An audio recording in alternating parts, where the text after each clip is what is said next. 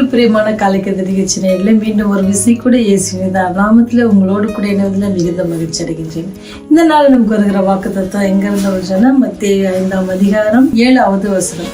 இரக்கமுள்ளவர்கள் பாக்கியவான்கள், அவர்கள் இரக்கம் பெறுவார்கள் அப்படின்னு சொல்லி போட்டிருக்கு. இரக்கம் அப்படின்னு சொன்னா எல்லாருக்கும் தெரியல. என்ன, யாராவது கஷ்டப்படுறாங்கன்னு சொன்னால் அவங்க மேலே மனதிறங்கி அவங்களுக்காக ஏதாவது செய்யணும் அப்படின்னு சொல்கிறது தான் ரொம்ப இரக்கம். அதே மாதிரி நம்ம கஷ்டப்படுற நேரத்தில் நமக்கு என்ன செய்வார் ஆண்டவர், ஏதாவது ஒரு வழியில் நமக்கு ஏற்படுத்துவார். என்ன அப்படின்னு சொன்னால், ஒரு அழகான ஒரு கடற்கரை பகுதி. அந்த பகுதியில் என்ன பார்த்தீங்கன்னு சொன்னால், கப்பல் எல்லாம் போயிட்டு வந்துட்டு இருக்கோம். நீங்கள் பார்த்தீங்க அப்படின்னு சொன்னால் அந்த இடத்துல ஒரு கலங்கரை விளக்கும் கிடையாது. அந்த கலங்கரை விளக்கு இல்லாததுனால என்ன செய்யும் அப்படின்னு சொன்னால், அந்த கடலை பக்கத்தில் பார்த்தீங்கன்னா கொஞ்சம் மலை குன்றுகள்லாம் அப்படியே இருக்கும். சில நேரத்தில் அநேக கப்பல்கள் என்ன செய்யணும், அதை இடித்து, ஏன்னா அங்கே விளக்கு இல்லாததுனால என்ன செய்யணும், சேதமடைந்து பெரிய நஷ்டங்கள் எல்லாம் நடக்கும்.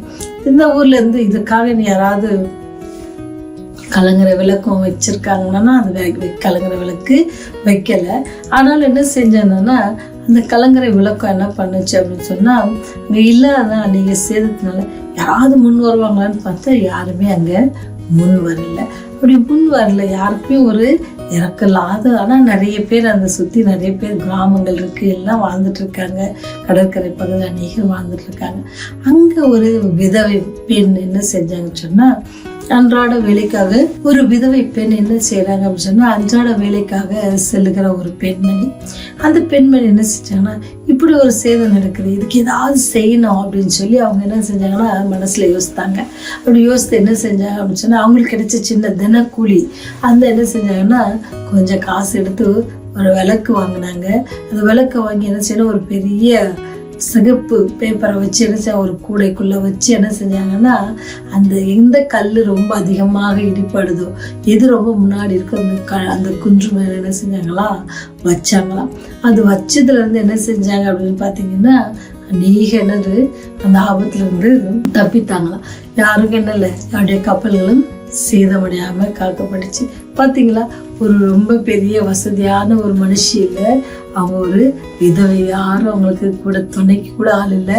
அதனால அவங்களுக்கு கிடைச்ச வாய்ப்பு என்ன செஞ்சாங்க, இவ்வளோ அழகாக பயன்படுத்தியிருக்காங்க. பார்த்தீங்களா, அவங்க என்னது, யாரோ அவங்க கப்பலில் வரவங்க யாரோ தெரியுமா, அவங்களுக்கு சொந்தக்காரங்களா யாரோ ஒருத்தங்க அவங்க மேலே அவங்களுக்கு ரொம்ப இறக்கப்பட்டு இந்த மாதிரி எல்லாம் அப்படி சேதமடைகிறாங்க, மறித்து போகிறாங்களே அப்படின்னு சொல்லி அவங்க என்ன செய்கிறாங்க அப்படின்னு சொன்னால், ஒரு காரியத்தை முயற்சித்து செய்கிறாங்க.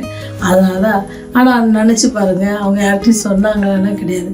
ஆனால் நம்ம எப்படி இருக்கிறோம். அதனால தான் வசனம் சொல்லுது, நீ தர்மம் செய்யும் பொழுதோ அல்லது நீ ஏதாவது ஒரு காரியம் செய்வது என்ன செய்யுது, மனுஷர்கள் புகழப்படுவதற்காக நீ செய்யாத. அது எது, யாருக்காக செய்யணுமா, இதான் நம்ம மனுஷருக்காக செய்வோம்னு சொன்னால் அதனுடைய பலன் ரொம்ப குறைவா. அதுதான் வசனம் சொல்லுது, இரக்கம் செய்கிறவர்கள் என்ன செய்வாங்க, இரக்கம் பெறுவார்கள். நீங்கள் ஆண்டவர் படைத்த மக்களுக்காக நீங்கள் செய்யும் பொழுது ஆண்டவர் உங்களுக்காக செய்ய வல்லவராக இருக்கிறார். அவர் உங்களுடைய காரியங்களை அவர் பொறுப்பேற்று செய்வார். அதனால தான் பவுல் காலத்தில் ஆலோசனை சொல்லும்பொழுது அவர் சொல்லுவார், என்ன சொல்லுவார் சொன்னால், மோசம் போகாதிருங்க. ஏன்னு சொன்னால், தேவன் தம்மை பரியாசம் பண்ண விட்டார், மனுஷன் எதை விதைக்கிறானோ அதை ஏற்பான். இப்போ நாம் என்ன காரியங்கள் செய்கிறோம், நாம் எப்படி மற்றவர்களுக்கு உதவியை செய்கிறோம், நாம் மற்றவர்களுக்கு எப்படி என்ன நன்மை செய்கிறோம் அல்லது தீமை செய்கிறோமோ எல்லாவற்றையும் நம்ம யோசித்து பார்க்கணும். அதனால தான் எல்லாத்தையும் வந்து பவுல் அப்போஸ்தலன் ரொம்ப அழகாக சொல்லியிருப்பாங்க, மனுஷன். அதனால தான் நீங்கள் மத்திய அதே அதிகாரத்தில் 6:2 பார்ப்பீங்கன்னு சொன்னால், ஆகையால் நீங்கள் தர்மம் செய்வது மனுஷரால் புகழ்படுவதற்கு மாயக்காரர் ஆலயங்களிலும் வீதிகளிலும் செய்வது போல உனக்கு முன்பாக என்ன செய்யாது, தாரி ஊதாது அப்படின்னு சொல்லப்பட்டிருக்குது. நம்ம என்ன செய்யணும், இரக்கம் செய்கிற பிள்ளைகளாக இருக்கணும். அது ஆண்டவர் மலைப்பிரசங்கத்தில் நமக்கு சொல்லுகிற ஒரு காரியம். அப்படி நம்ம இரக்கம் செய்வோம்னு சொன்னால் ஆண்டவர் நம்ம மேலே அதிகமாக இறங்கி நம்ம காரியங்களை அவர் பொறுப்பேற்றுக் கொள்வாங்க. நாம் கண்ணுக்கு எதிராக பார்க்குற மக்களுக்கு நாம் என்ன செய்யணுமா, உதவி செய்யணும். ஆண்டவரே நமக்கு நன்மை செய்ய வாய்ப்பு இருக்கும் பொழுது என்ன செய்ய, நன்மை செய்வதற்கு நம்ம என்ன செய்யக்கூடாது, தயங்காமல் செய்வோம். ஆண்டவர் நம்முடைய காரியங்களை என்ன செய்வார், பொறுப்பேற்றுக் கொள்வாங்க. ஆண்டவர் நமக்கு சொல்லிக் கொடுக்குற ஒவ்வொரு பாடமும் என்ன அப்படின்னு சொன்னால், நம்ம இந்த உலகத்தில் வாழ்வதற்கு எதுனது பிரோஜனமுள்ளதாக இருக்கும். அது மாத்திரம் இல்லை, அவரோடு கூட அந்த பரலோகத்தில் வாழ்வதற்கு அது என்னது நம்மை வழி நடத்துவதற்கு வழி ஒரு பாதியாக இருக்கிறது. அதனால் நீங்களும் நான் என்ன செய்யணும், ஆண்டவர் சொல்கிற ஒவ்வொரு சின்ன சின்ன காரியத்தில் நம்ம என்ன செய்வோம், ஒரு ஆர்வத்தோட ஐயோ சொல்லிட்டாரே அப்படின்ல ஒரு உற்சாகத்தோட முழு மனதோட நம்ம செய்வோம் அப்படின்னு சொன்னால் ஆண்டவர் நம்மை முழு மனதோட ஆசீர்வதிப்பதற்கு அவர் ஆயத்தமாக இருக்கிறார். ஜெபம் செய்வோமா? கிருபையுள்ள தகப்பனே, சுவாமி, இந்த வேளையிலும் கூட ஆண்டவரே உடைய அன்பை நோக்கி எண்ணி நாங்கள் துதிக்கிறோம், சோஸ்தரிக்கிறோம். ராஜா, அற்பர்களும் ஈசர்களும் பாவிகளும் துரோகிகளும் ஆகிய எங்களை நீர் உம்முடைய பிள்ளைகளாக ஏற்றுக்கொண்டு ஒவ்வொரு நாளும் பாதுகாத்து, ஒவ்வொரு நாளும் கண்மணியை போல பாதுகாத்து பராமரித்து போஷித்து வருகிற அதற்காக நன்றி செலுத்துகிறோம். இந்த நாளை கூட காண கிருபை செய்து அதற்காக நன்றி செலுத்துகிறோம். பெரியது ராஜா, உடைய இரக்கம் பெரியது, உடைய தயவு பெரியது. ஆண்டவர், அதற்காக துதிக்கிறோம், சொஸ்தரிக்கிறோம். இந்த நாளிலும் கூட நாங்கள் கற்றுக்கொண்ட பாடத்தை போல ஆண்டவர், நாங்கள் மற்றவர்களுக்கு உதவி செய்கிற பிள்ளைகளாக இருக்க எங்களுக்கு கிருபை செய்யுங்க. ஆண்டவருடைய கையின் பிரயாசத்தை நீங்கள் ஆசீர்வதிங்க.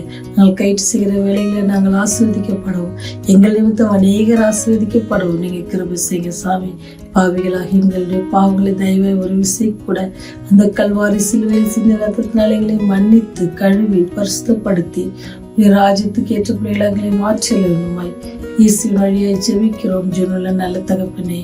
ஆமேன், ஆமேன்.